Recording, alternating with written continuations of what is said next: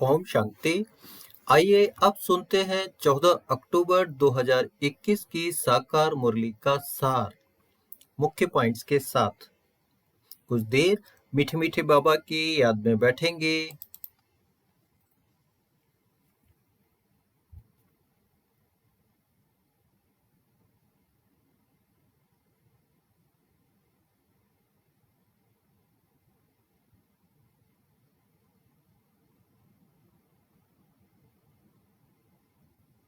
बाबा ने कहा, मीठे बच्चे, योग बल से विकारों रूपी रावण पर विजय प्राप्त कर सच्चा सच्चा दशहरा मनाओ। योग बल से विकारों रूपी रावण पर विजय प्राप्त कर सच्चा सच्चा दशहरा मनाओ। आज का प्रश्न है, रामायण और महाभारत का आपस में क्या कनेक्शन है? दशहरा किस बात को सिद्ध करता है? उत्तर है, दशहरा होना माना रावण खत्म होना और सीताओं को छुटकारा मिलना। लेकिन दशहरा मनाने से तो रावण से छुटकारा मिलता नहीं। जब महाभारत होता है तब सब सीताओं को छुटकारा मिल जाता है। महाभारत लड़ाई से रावण राज्य खत्म होता है, तो रामायण, महाभारत और गीता का आपस में बहुत गहरा कनेक्शन है। ओम शांति। बाबा कहते, यह जो रामायण है, आज दशहरे पर जैसे इनका रामायण पूरा होने वाला है, परंतु पूरा होता नहीं। अगर रावण मरता है तो रामायण की कथा पूरी होनी चाहिए, परंतु होती नहीं है। छुटकारा होता है महाभारत से। बाबा कहते, महाभारत लड़ाई से रावण राज्य खत्म होता है। गीता अथवा महाभारत भी है रावण राज्य को खत्म करने वाले। तुम्हारी है गीता, तुम गीता का ज्ञान सुनते हो, उससे क्या होने का है? रावण राज्य खलास होने का है। अब रामायण और महाभारत है ना, तो महाभारत है रावण को खलास करने के लिए। बाप समझाते हैं, महाभारत लड़ाई से रावण राज्य खत्म होता है। अब तुम तैयारी कर रहे हो रावण पर विजय पाने की। इसमें ज्ञान के अस्त्र शस्त्र चाहिए। अभी तुम रावण राज्य पर विजय पाते हो योग बल से। यह हो गई गुप्त बात। 5 विकारों रूपी रावण पर तुम्हारी विजय होती है। बाबा तुमको गीता सुना रहे हैं।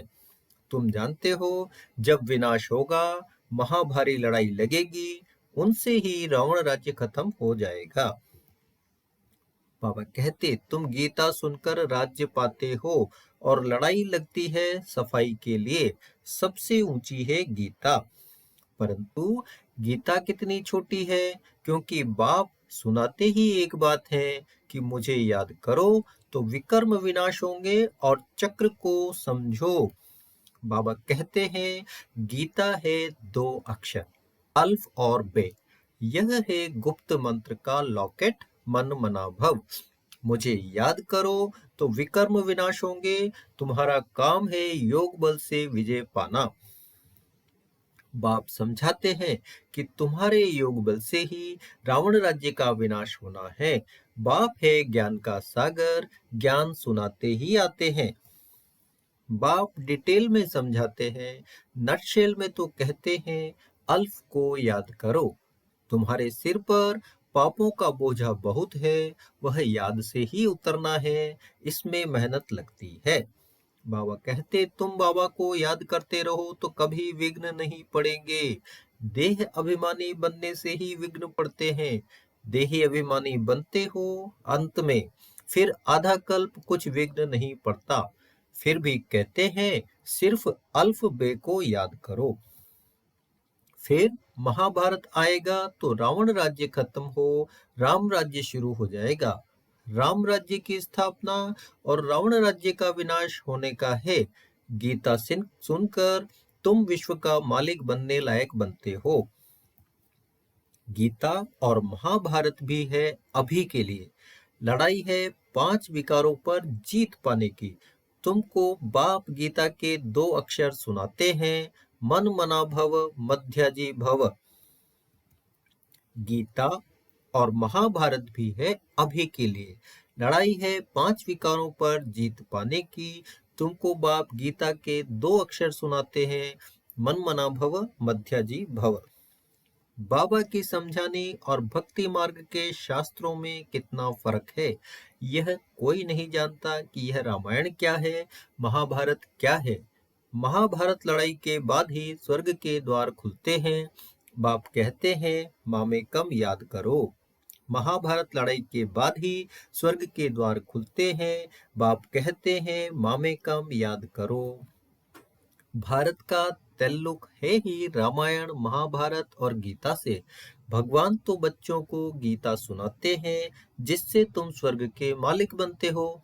महाभारत लड़ाई जरूर लगनी चाहिए जो पतित दुनिया खत्म हो जाए। गीता से तुम पावन बनते हो। पतित पावन भगवान आते ही अंत में हैं। कहते हैं काम महाशत्रु है, इस पर विजय पानी है। काम विकार से कभी हार नहीं खानी है, इनसे बहुत नुकसान होता है। यहाँ तो बात है पवित्र बन, जन्म जन्मांतर स्वर्ग के मालिक बनने की। जन्म जन्मांतर के पापों का बोझा सिर पर है, जब वह कटे तब स्वर्ग में चलें। जब जड़ चीजों में भी ऐसा है तो चैतन्य में, सतयुग में क्या नहीं हो सकता है। मुख्य बात है तुम बाप को याद कर तमो प्रधान से सतो प्रधान बन, वर्षा तो ले लो। तुम योग बल से विश्व के मालिक बनते हो तो बच्चा क्यों नहीं पैदा हो सकता। परमपिता परमात्मा आकर ब्राह्मण धर्म, सूर्यवंशी, चंद्रवंशी धर्म की स्थापना करते हैं। ब्राह्मण है संगम योगी, बाबा को संगम युग पर आना पड़ता है।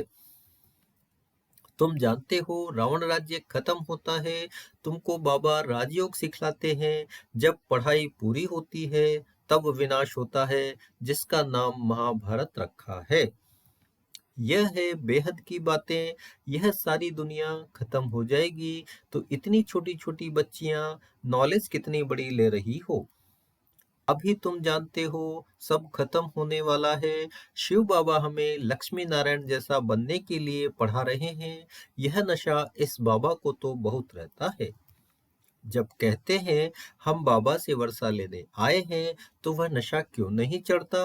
बाबा जानते हैं जो जो हड्डी सर्विस करते हैं वही महाराज कुमार बनेंगे।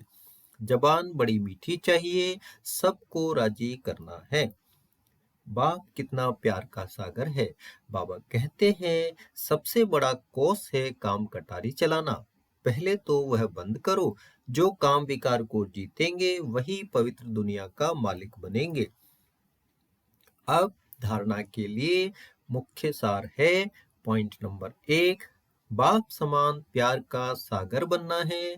कभी भी आवेश में नहीं आना है। अपनी जबान बड़ी मीठी रखनी है। सबको राजी करना है। नंबर 2, हड्डी सर्विस करनी है। नशे में रहना है कि अब यह पुराना शरीर छोड़ जाकर प्रिंस प्रिंसेस बनेंगे।